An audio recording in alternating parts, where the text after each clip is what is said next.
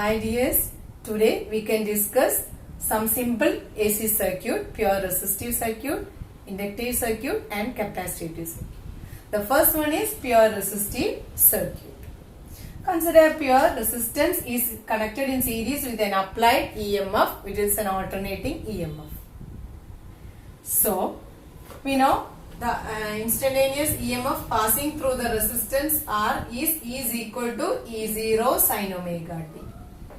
And the corresponding current can be obtained as I is equal to E by R, which is equal to E0 by R sin omega t. Simply we can write it as I is equal to I0 sin omega t. So this is the expression for the current passing through a pure resistive circuit if the EMF, alternating EMF applied is equal to E0 sin omega t. By looking through these equations, simply we can explain the system that the alternating EMF and the alternating current passing through a pure resistive circuit is in phase.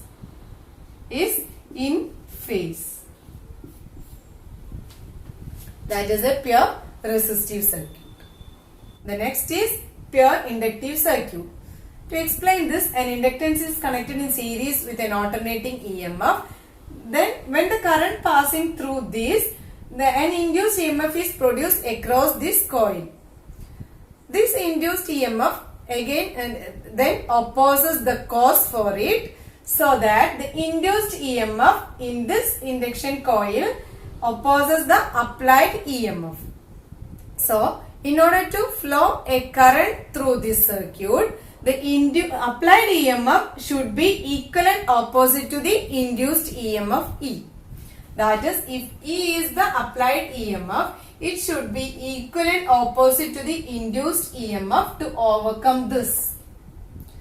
And we know induced EMF is equal to minus L di by dt, where L is the self-inductance of this coil and di by dt is the rate of current passing. So, we can substitute here E is equal to minus of minus, that will be L di by dt.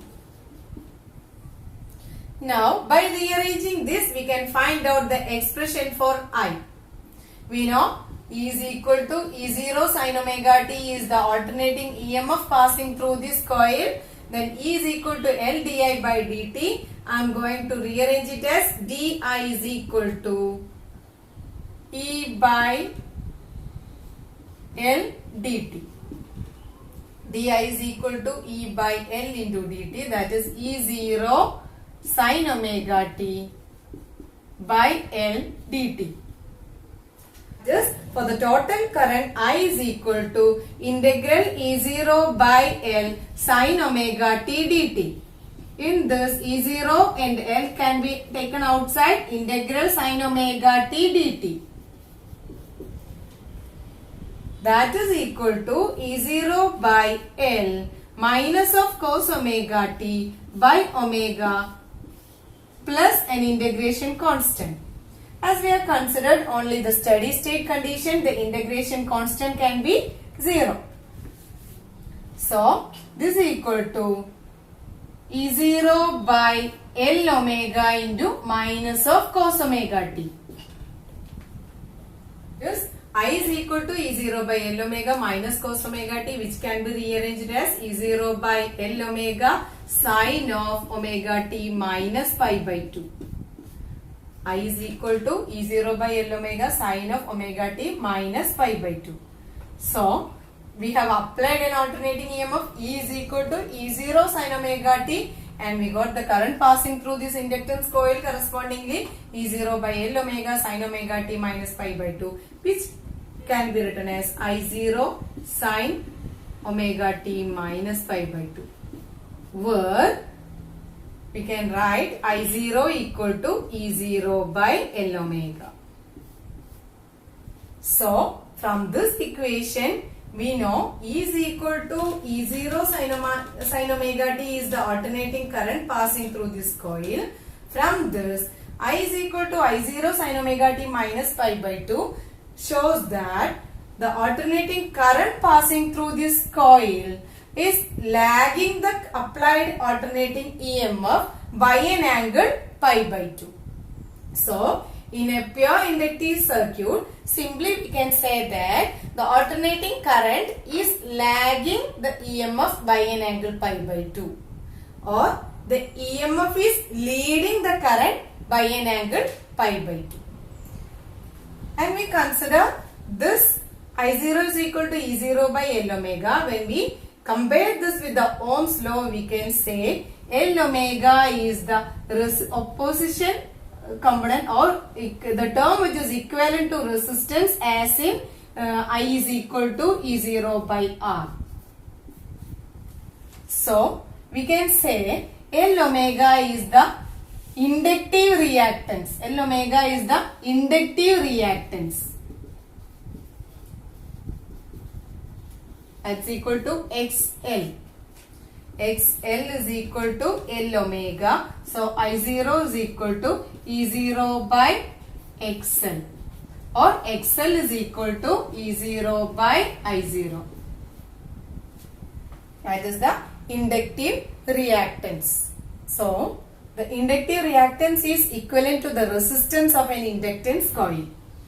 You know, XL is equal to L omega. That is, XL is equal to 2 pi F into L.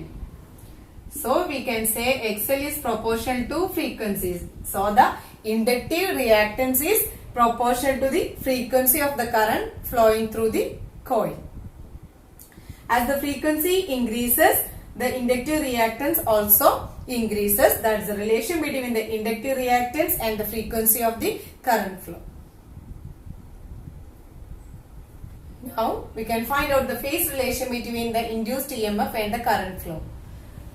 Let us consider the current flowing is I is equal to I0 sin omega t. The induced EMF will be minus L di by dt. That is equal to minus L into I0 d by dt of sin omega t, which can be written as minus L into I0 omega cos omega t. That's equal to L omega I0 into sin omega t minus pi by 2. That is, minus of cos omega t is written as sin omega t minus pi by 2, which is the alternating EMF. I is the current passing through the I0 sin omega t. And we know the alternating EMF is leading the current by an angle pi by 2. So, we can write the applied EMF is equal to E0 sin omega t plus pi by 2, as it is leading the current by an angle pi by 2. Now, if we are going to represent simply mathematically, here it will be I, and the leading will be alternating EMF, applied EMF, and this will be the induced EMF. Or graphically, if this is the current I, then applied EMF will be from here, it will be starting, and also the alternating EMF will be starting from here.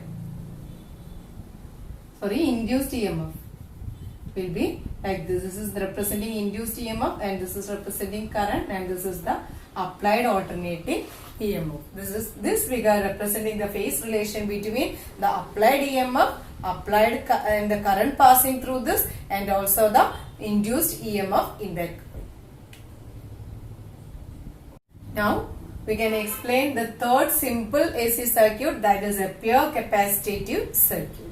That is, a capacitor is connected in series with an applied EMF, alternating EMF is equal to E0 sin omega t, and the current passing through this I. Let E is equal to E0 sin omega t is the alternating EMF passing through the capacitor C. The capacitor got charged to the amount Q, which is equal to C into V, where V is the potential difference across the plates of a capacitor. And we know V is equal to the applied EMF. So, V is equal to Q by C, which is equal to E0 sin omega t, which implies Q is equal to C E0 sin omega t. Now we have started with the expression for applied alternating EMF. Now we can find out the relation with the current passing through the capacitor due to this applied EMF. So we know I is equal to dq by dt, that's equal to d by dt of C E0 sin omega t, which is equal to C E0 d by dt of sin omega t, which is equal to C E0 omega cos omega t. So, I'm going to rearrange this equation as I is equal to E0 by 1 by C omega cos omega t. That is, we can write cos omega t by comparing with the sin omega t as E0 by 1 by C omega sin omega t plus pi by 2, which is equal to cos omega t. Now we know I is equal to I0, which is the I maximum value when the sine of this angle is 1. That is sin omega t plus pi by 2 is equal to 1. That is I0 equal to E0 by 1 by C omega. So we can write this as I is equal to I0 sin omega t plus pi by 2. The applied EMF is equal to E0 sin omega t and the current flow I is equal to I0 sin omega t. Now you can say from this equation, that is, the instantaneous expression for the alternating current passing through a pure capacitive circuit is leading the applied EMF by an angle pi by 2. Instantaneous expression for current in a capacitive circuit is leading the EMF by an angle pi by 2. And also we can say the alternating EMF is lagging the alternating current in a capacitive circuit by an angle pi by 2. Okay, then there is a phase relation between the current and alternating EMF in a pure capacitive circuit. Now we can write the relation between the resistance. That is, if I0 equal to E0 by 1 by C omega, we can say this will be the resistance in a pure capacitive circuit. The resistance offered by a pure capacitive circuit 1 by C omega is known as the capacitive reactance XC. XC is equal to 1 by C omega, which is the resistance offered by a pure capacitive circuit. XC is equal to 1 by C omega. Now, as in the previous case, you just look out this equation. XC is equal to 1 by C into 2 pi f. That is, XC is inversely proportional to frequency. In case of inductive reactance, it is proportional to frequency. In case of capacitive reactance, it is inversely proportional to frequency. So, when the frequency is very small, the capacitive reactance is very high. When the frequency is very high, the capacitive reactance is very small. That is why a capacitor simply bypasses the AC EMF or current fully. And in case of DC current, the frequency is 0. So the capacitive reactance XC should be approximately equal to infinity. That is, for DC current, the capacitor blocks the DC current. It bypasses the AC current. That is the reason behind is that the capacitive reactance is inversely proportional to frequency. When the frequency is very low, the capacitive reactance is very high, so it blocks the DC current.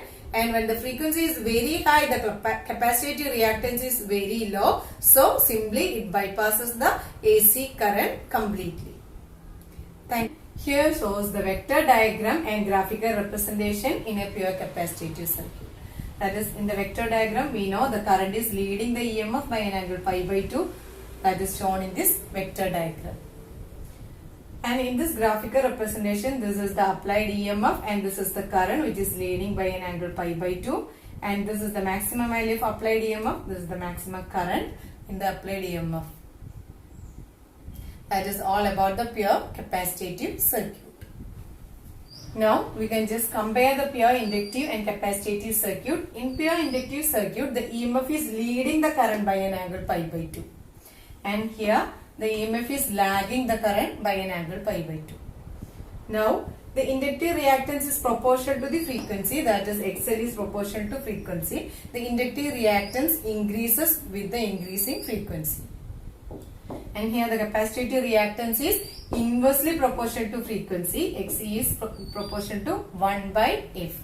It is decreases with the increasing amount of frequency. Thank you.